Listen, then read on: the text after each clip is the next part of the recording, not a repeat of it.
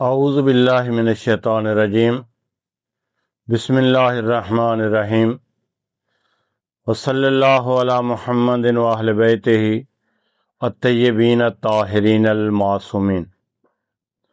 میراث جو اولاد کو والد سے ملتی ہے یا بھائیوں کو ملتی ہے دوسرے بھائیوں سے، اسی طرح بیوی کا جو حصہ ہے میراث کے بارے میں وہ ایک مستقل موجود ہے۔ تو میراث کی تقسیم دو قسم کی ہے۔ ایک میراث جو ملتی ہے اس کی اولاد کو، جو ذریت ہوتی ہے میت کی، اس نصاب سے ملتی ہے۔ دوسری ہوتی ہے رشتے کی بنا پہ جو ملتی ہے۔ رشتے سے یہ مراد ہے کہ مثلا شوہر اور بیوی کا جو آپس میں رشتہ ہے اس اعتبار سے ایک میراث ملتی ہے وراثت میں۔ جہاں تک پہلی میراث کا تعلق ہے، قسم یعنی اولاد کو جو ملتی ہے والدین سے یا والدین کو ملتی ہے اولاد سے، تو اس میں تین طبقے ہیں، یعنی تین قسم کے لوگ ہیں جو وارث بنتے ہیں۔ پہلا طبقہ، اس میں اولاد ہے اور ماں باپ ہے۔ اس میں میت کی اولاد اور میت کے ماں باپ اگر موجود ہیں تو میراث انہی کو ملے گی اور اس سے آگے منتقل نہیں ہوگی۔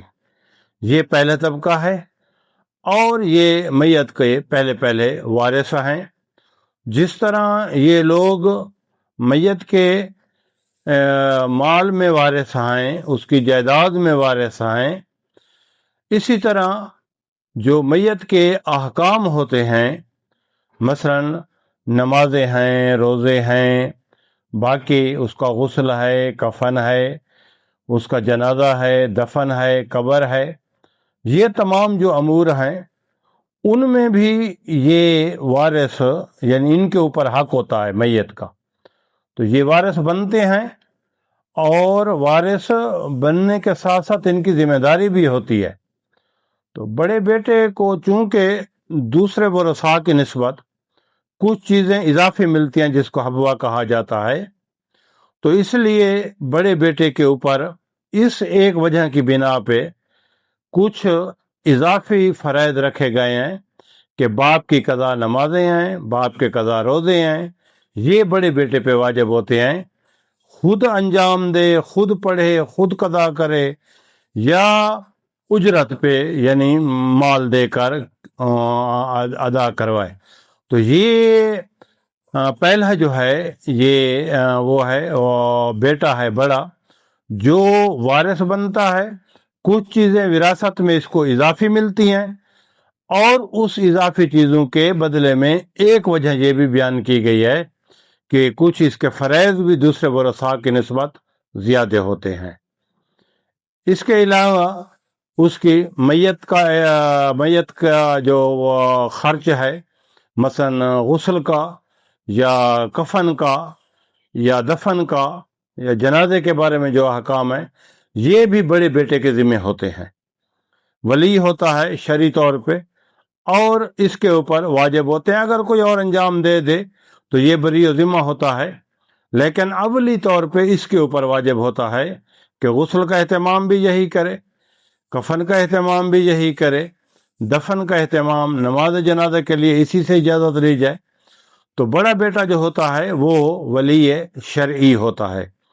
اگر بڑا بیٹا موجود نہیں ہے تو پھر باقی اولاد میں یعنی وہ برابر ہیں، ان میں سے یعنی مذکر کو بیٹوں کو ترجیح دی جائے گی بیٹیوں کے اوپر، یعنی ان احکام میں جو بیان کیے گئے ہیں۔ اسی طرح اگر باپ فوت ہو جاتا ہے تو جس طرح بیٹا جو ہے ولی شرعی ہے، اسی طرح اگر بیٹا فوت ہو جائے تو اس کا ولی شرعی باپ ہوتا ہے، یعنی باپ کے اوپر وہ تمام چیزیں واجب ہیں جو اس کی وفات کے ہوتے ہوئے اس کے بڑے بیٹے پہ واجب تھیں۔ غسل ہے، کفن ہے، دفن ہے، نماز جنازہ ہے، تو یہ ولی شرعی ہوتا ہے اپنے بیٹے کا۔ تو یہ وراثت کے فرائض اور وراثت کے فوائد جو بیان کیے ہیں، اس میں پہلا طبقہ یہ اس طرح تقسیم ہے اس کی کہ اس طبقے میں یعنی ماں باپ ہیں اور اولاد ہے، اگر یہ موجود ہیں تو ان کے ہوتے ہوئے پھر دوسرا طبقہ جو ہے یا تیسرا طبقہ ہے وہ ان میں سے کوئی بھی وارث نہیں بنے گا۔ وصلی اللہ علی محمد وآلہ الطاہرین۔